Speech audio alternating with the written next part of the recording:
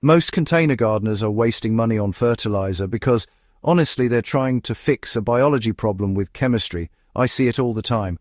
Someone's got, say, 10 buckets of tomatoes out on a patio.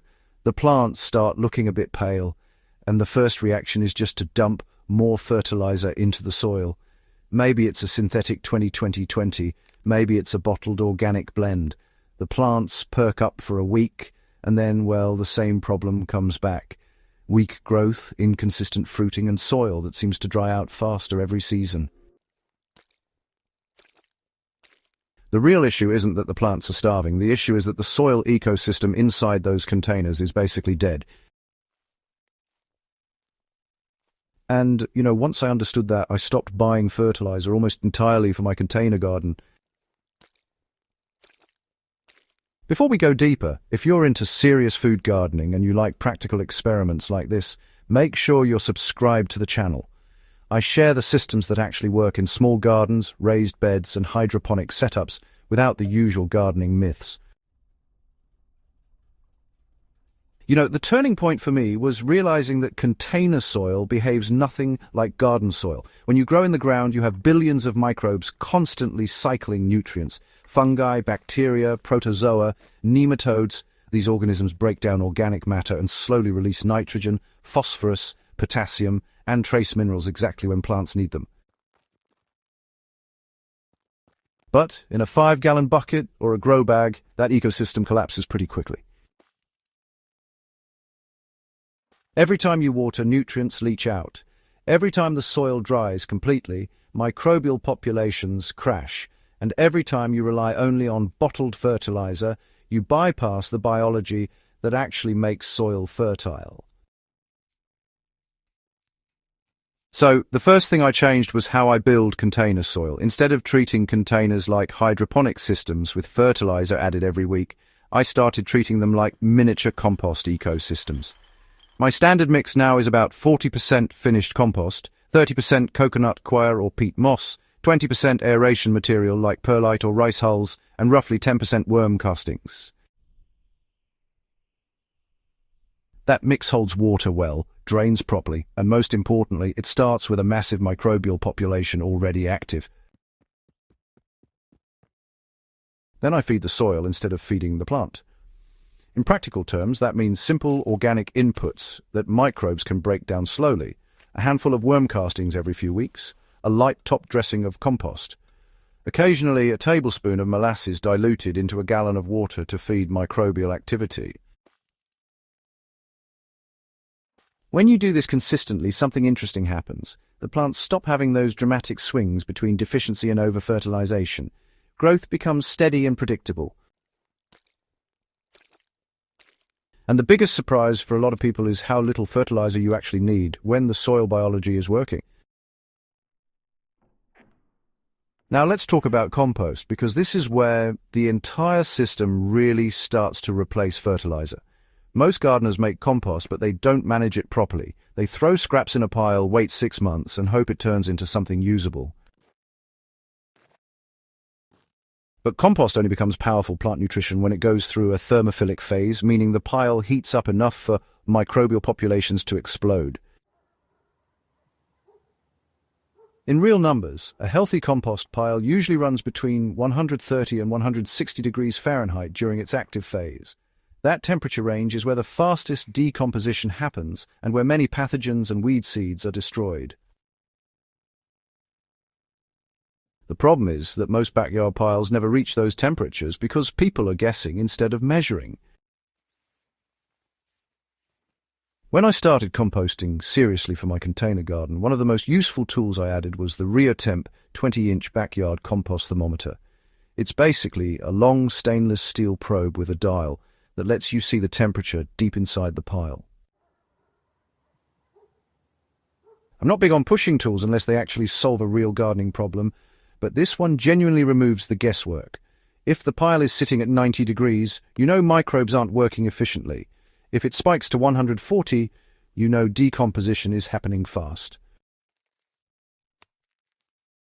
If you're curious about it, I dropped the link in the description so you can check it out. But the bigger takeaway is simply this: temperature tells you whether your compost is alive. And once your compost is alive, fertilizer becomes almost unnecessary. Here's how that translates directly into container gardening. About every 3 weeks during the growing season, I take a couple handfuls of finished compost and spread it across the surface of each container. Then I water it in lightly. The nutrients slowly filter down through the soil as microbes process the organic matter. For heavy feeders like tomatoes or cucumbers, I'll sometimes mix a quarter cup of worm castings into the top inch of soil midway through the season. That's it. No weekly fertilizer schedule, no complicated nutrient charts. And the plants grow just as aggressively as they did when I was using synthetic fertilizers. Another trick that works extremely well in containers is liquid compost extract, not the complicated aerated compost teas you see online with pumps and brewing setups, just a simple extract. I'll take about 2 cups of finished compost, drop it into a 5-gallon bucket of water, stir it aggressively for a minute or two, then water the containers with that mixture immediately. That pulls a massive population of microbes into the water and spreads them through the soil instantly. You're not adding huge amounts of nutrients with that method. What you're doing is seeding the soil with biology that unlocks nutrients already present in the compost and organic matter. And once that cycle starts working, fertilizer stops being the primary driver of plant growth.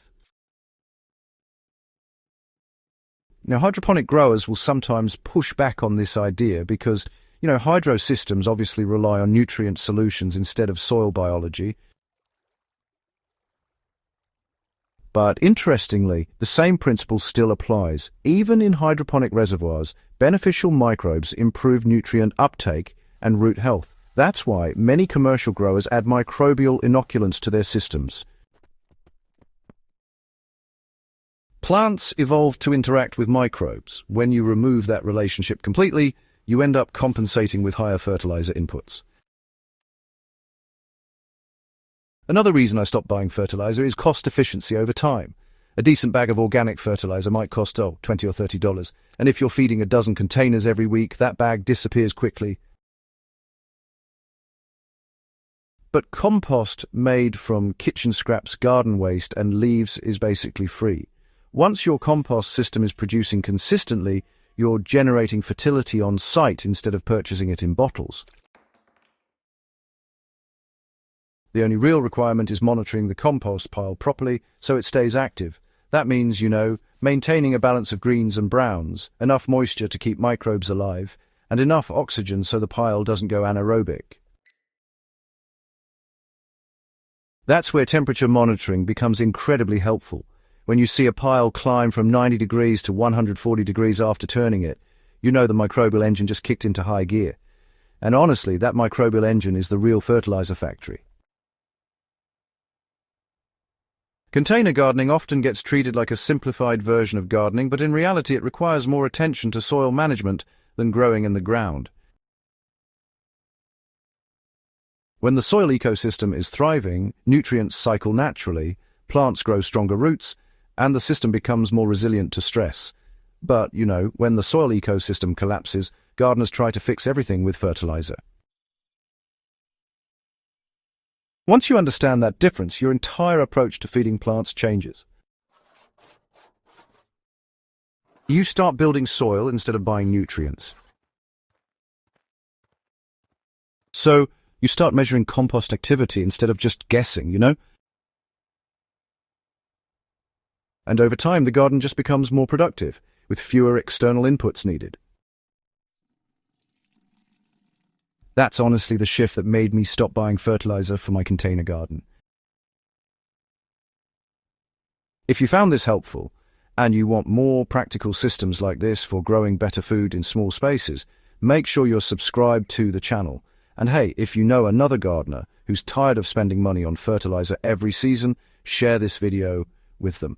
The more people understand how soil biology actually works, the easier it becomes to grow healthier food with fewer inputs.